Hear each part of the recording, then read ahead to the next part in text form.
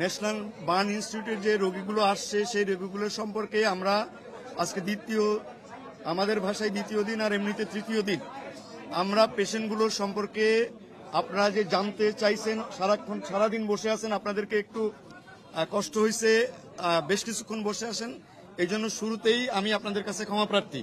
কারণ আমাদের কিছু কাজকর্ম ছিল, রোগীগুলোর সম্পর্কে আমাদের গুছিয়ে নিয়ে সারাদিনের আমাদের মূল কাজ যেটা, যে রোগীদের আসলে চিকিৎসা সেবাটা নিশ্চিত করা, সেই নিশ্চিত করার একটা পর্যায়ে এসে তারপরে আপনাদেরকে আমরা জানাচ্ছি।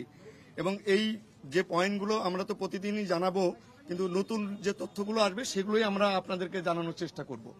তো আজকে আমরা বসছিলাম গতকালকের মতোই, আমরা সহ বিভিন্ন ডিসিপ্লিনের সিনিয়র যারা টিচার ছিলেন প্লাস্টিক সার্জারির এবং অন্যান্য ডিসিপ্লিন। আপনারা জানেন যে বার্নের পেশেন্টের জন্য মাল্টি ডিসিপ্লিনারি অ্যাপ্রোচ লাগে, সেই মাল্টি ডিসিপ্লিনারি বোর্ড গতকাল ছিলেন, আজকেও ছিলেন, তারা সহ আমরা বসছিলাম আজকে। এবং আমাদের সঙ্গে একজন সিঙ্গাপুরের একজন কনসালটেন্টও ছিলেন। আমরা সবাই মিলে ইন অ্যানিমাস ডিসিশন নিয়ে আমরা পেশেন্টগুলোকে আজকে আবার নতুন করে ক্যাটাগরাইজ করেছি। সেই ক্যাটাগরি সম্পর্কে আপনাদেরকে আমরা জানাতে চাই। সেই ক্যাটাগরির মধ্যে আমাদের আজকের যে ফাইনাল আউটকাম, সেটাতে ক্রিটিক্যাল পেশেন্ট আছে এই মুহূর্তে 8 জন, আর সিভিয়ার ক্যাটাগরিতে আমাদের পেশেন্ট আছে 13 জন, আর বাকি পেশেন্টগুলো আছে আরো 23, সেটা হচ্ছে ইন্টারমিডিয়েট ক্যাটাগরিতে। অর্থাৎ মোট 44 জন রোগী এই মুহূর্তে আমাদের ন্যাশনাল বার্ন ইনস্টিটিউটে আছে, ভর্তি হিসাবে আমাদের কাছে। এরপরে যদি আপনাদের কোনো প্রশ্ন থাকে, 44 জন পেশেন্ট এই মুহূর্তে আমাদের ইনস্টিটিউশনে ভর্তি আছে। আমরা শিওর, আমাদের ক্রিটিক্যাল ক্যাটাগরিতে মোট আছে 8 জন, আমাদের সিভিয়ার ক্যাটাগরিতে আছে 13 জন এবং ইন্টারমিডিয়েট ক্যাটাগরিতে আছে 23 জন। সিঙ্গাপুর থেকে যে ডক্টর আসছেন এবং রাত্রে আরো 2 জন মানে নার্স আসবে, সিঙ্গাপুরের ডক্টররা এবং আপনাদের সমন্বয়ে কি ধরনের কাজগুলো করতে চাচ্ছেন এবং চ্যালেঞ্জ কি আছে? আচ্ছা, থ্যাংক ইউ ভেরি মাচ। আমরা আসলে আজকে আমরা যেভাবে প্রসিডিংস গুলো করতেছিলাম, আমরা নিজেরা যেভাবে আলোচনা করছিলাম বা পেশেন্টের ম্যানেজমেন্ট করছিলাম, সিঙ্গাপুরের যে ভদ্রলোক আসছেন উনি আমাদের সঙ্গে বসছিলেন। অ্যাকচুয়ালি উনি সরাসরি কোনো চিকিৎসা পদ্ধতি বা রোগীদের সঙ্গে উনি কোনো কথা বলেননি। আমরা যে রোগীগুলো নিয়ে যে আলোচনাটা আমরা করেছি, আমাদের সাথে উনিও কিছু মতামত দিয়েছেন। এই মতামতের ভিত্তিতে আমরা ক্যাটাগরি এবং ম্যানেজমেন্ট প্রোটোকলটা আবার ঠিক করেছি। আপনারা জানেন যে এর আগেও আমরা বলেছি যে বার্নের ম্যানেজমেন্ট একটা ডাইনামিক প্রসেস। এই ডাইনামিক প্রসেসে অর্থাৎ প্রতি ঘন্টায় ঘন্টায় কিন্তু এইটা চেঞ্জ হয়। তো আমরা আজকে যে ডিসিশন হলো যে আমরা প্রতি 12 ঘন্টা অন্তর অন্তর এইগুলো নিয়ে আবার সিনিয়ররা সবাই বসবো, কিন্তু এই যে ডিসিশনগুলো আমরা দিব সেই ডিসিশন অনুযায়ী প্রতি ঘন্টায় ঘন্টায় আমাদের টিমগুলো তার ম্যানেজমেন্ট দিতে থাকবে। শিশুরা 37 জনের মতো প্রায় আছে। এই প্রথম এত শিশু আপনার বার্ন ইউনিটে এসছে। এই শিশুদের বেলায় কি তাদের যেহেতু প্রাণ শক্তি খুব কম, তাদের মৃত্যুর হার কি বেশি মনে করছেন নাকি তাদেরকে ওভারকাম করা আরো সহজ হচ্ছে আপনাদের কাছে? Thank you. অ্যাকচুয়ালি বার্নের শিশুরা ডেফিনেটলি আমরা যেটা বলে থাকি এক্সট্রিম অফ এজ যারা শিশু এবং বৃদ্ধ যারা থাকে তাদের ডেফিনেটলি তারা ভালনারেবল থাকে। ওই পয়েন্টগুলো আমাদের আগের মতো, আমাদের তো এর আগেও শিশুদের ডেফিনেটলি রেগুলার বেসিসে আমরা চিকিৎসা করে থাকি। ওই পয়েন্টগুলো মনে রেখেই তাদের জন্য যেটা প্রযোজ্য সেইভাবে আমরা ম্যানেজমেন্ট প্রোটোকল ঠিক করেছি। আসলে ভালনারেবিলিটি শুধু শিশু বা বয়স্কর জন্য না, অন্যান্য যে পয়েন্টগুলো অর্থাৎ বার্নের পার্সেন্টেজ কেমন, বার্নের থিকনেস কেমন, সাথে ইনহেলেশন ইনজুরি কেমন, এইগুলোর উপরে বেস করেই আমরা বার্নের এই সিভিয়ারিটিটা আসলে নির্ধারণ করে থাকি। একজন করে প্রশ্ন করলে আমাদের জন্য আচ্ছা, আমরা বলেছি যে আমাদের ক্রিটিক্যাল পেশেন্ট হচ্ছে 8 জন, ক্রিটিক্যাল পেশেন্ট 8 জন, আর সিভিয়ার পেশেন্ট 13 জন, আর ইন্টারমিডিয়েট গ্রুপে 23।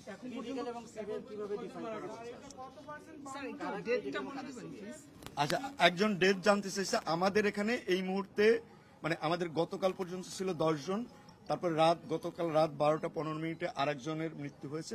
সর্বমোট মিলিয়ে আমাদের হসপিটালে আসার পরে 11 জনের মৃত্যু হয়েছে।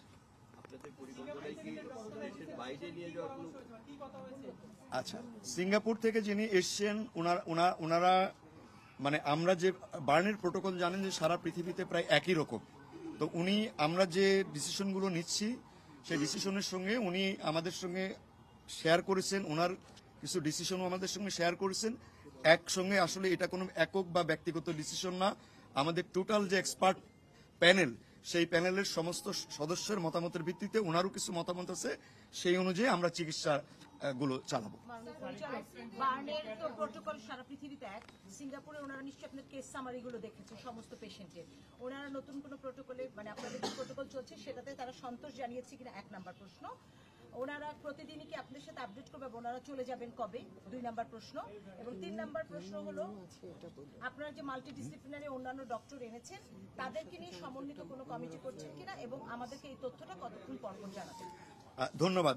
প্রথম কথা হচ্ছে যে প্রোটোকল সেম, এই কথাটা আমরা বলেছি।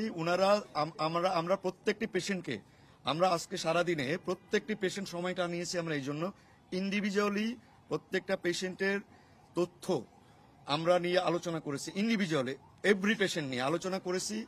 আমরা আমাদের মতামত, ওনার মতামত এর ভিত্তিতে প্রত্যেকটি পেশেন্টের জন্য আলাদা আলাদাভাবে চিকিৎসা, অর্থাৎ কিরকম ড্রেসিং হবে, কারোর অপারেশন প্রয়োজন হবে কিনা, ওষুধের কোনো চেঞ্জ হবে কিনা, এইগুলো আমরা ক্যাটাগরাইজ করেছি, 1 নম্বর। আর 2 নম্বর হচ্ছে যে উনি কতদিন থাকবেন এই ব্যাপারটা এখনো ঠিক হয় নাই। এই ব্যাপারটা ওনার সঙ্গে আমরাও পরামর্শ করব, উনিও আসছেন।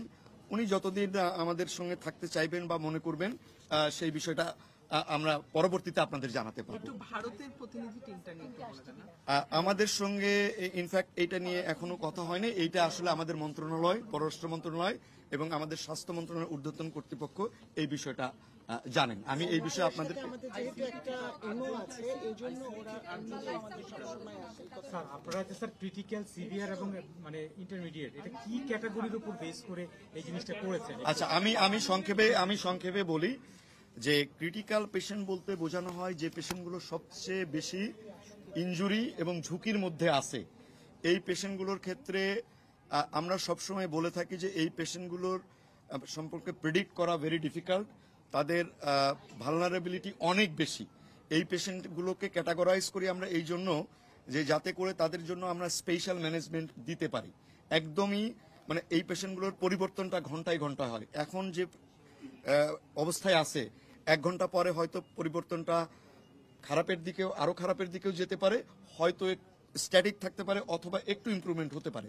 সেই কারণে এই পেশেন্টের যে কোনো ভালো বা খারাপ নিউজ মুহূর্তে মুহূর্তে চেঞ্জ হয়।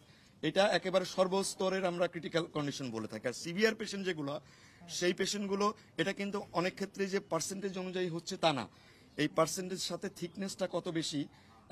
বেশ কিছু রোগী আছে আমাদের 40%-এর মধ্যে আছে, তারকেও আমরা ক্রিটিক্যালে নিয়ে যেতে হয়েছে, কারণ তার মেকানিক্যাল ভেন্টিলেশনে দিতে হয়েছে এবং সাথে অন্য ইনজুরিও অনেক বেশি।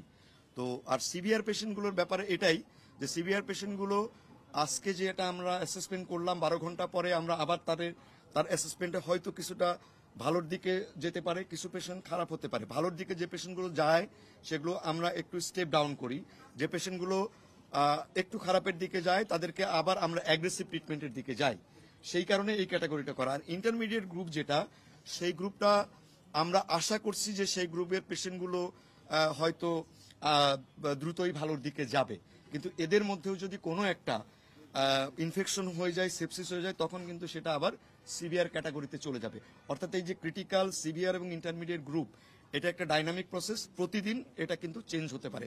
আজকে যেমন 8টা ক্রিটিক্যালের কথা আমরা বললাম, সেটা আগামীকাল 9টাও হতে পারে, 10টাও হতে পারে। সিভিয়ার থেকে ওখানে চলে যেতে পারে, অথবা ক্রিটিক্যাল থেকে একজন হয়তো সিভিয়ার ক্যাটাগরিতে আসতে পারে। আমাদের এখানে শিশুই বেশি না, মানে এর 8 জনের বাইরেও আইসিইউতে আছে। অ্যাকচুয়ালি আরো আমি বলি, আইসিইউ, এইচডিইউ এটাও কিন্তু কোনো স্থায়ী ব্যাপার না। হ্যাঁ, যে পেশেন্টটা মানে আইসিইউ আর এইচডিইউ অনেকটা কাছাকাছি, অর্থাৎ যে কোনো সময় এই রোগীটাকে আইসিইউতে যেতে পারে, যে কোনো সময় আইসিইউতে এইচডিইউতে আসতে পারে। এটা খুবই মানে জরুরি বিষয় না। আইসিইউ আর এইচডিইউ ম্যানেজমেন্ট প্রোটোকল প্রায় সেম, পার্থক্যটা হচ্ছে আমরা অনেক সময় ভেন্টিলেশন দেবার জন্য আইসিইউতে নিই, কিন্তু এটা মনে রাখবেন ভেন্টিলেশন ছাড়াও কিন্তু আইসিইউ আইসিইউ শব্দটার অর্থ কিন্তু ইন্টেনসিভ কেয়ার, সেটা শুধু ভেন্টিলেশনের জন্য না, লাইফ সাপোর্টের জন্য না, তার যে মনিটরিং গুলো সেই মনিটরিং গুলো ইনভেসিভ ভাবে হয় সেই কারণে।